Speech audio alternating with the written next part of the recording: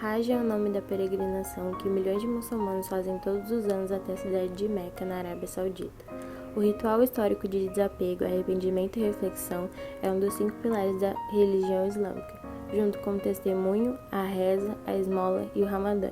Ele deve ser feito durante o mês lunar de Zul-Hijjah, que não corresponde a nenhum mês do calendário gregoriano, e a realização dos rituais pode durar entre 5 e 6 dias. O Hajj não pode ser feito fora do período estipulado, pois toda peregrinação fora deste prazo é considerada uma peregrinação menor, que, embora tenha muitos méritos, não substitui o ritual obrigatório. A história do Hajj remonta aos fundamentos do islamismo.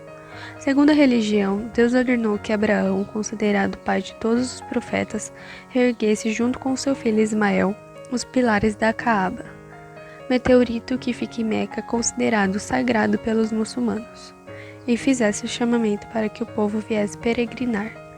Conta os muçulmanos que Abraão viu no sonho que estava sacrificando seu filho e levou Ismael para a morte. No caminho foi tentado 3 vezes por Satanás e apedrejou-o com 7 pedras. No momento do sacrifício, a faca não cortou.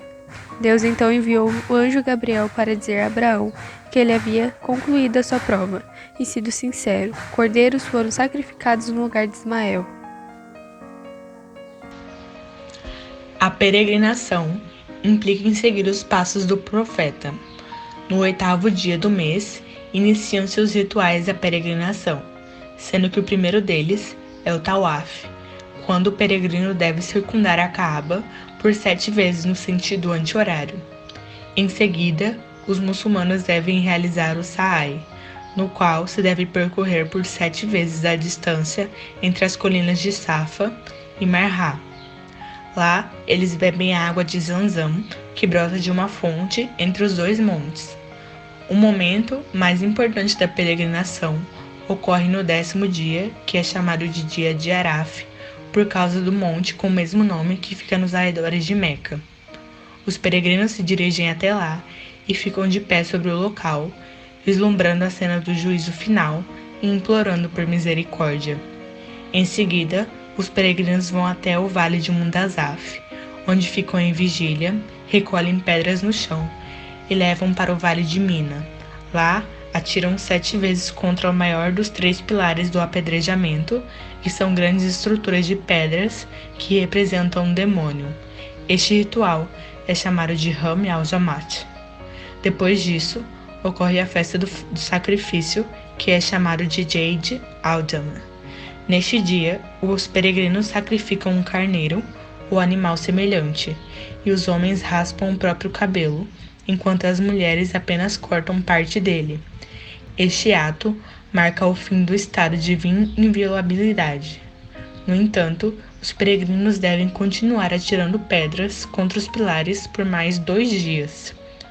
O último evento é o circundamento de despedida em torno da Kaaba, que, assim como na chegada, deve ser feito por 7 vezes em sentido anti-horário, e após isso, o Hajj chega ao seu fim.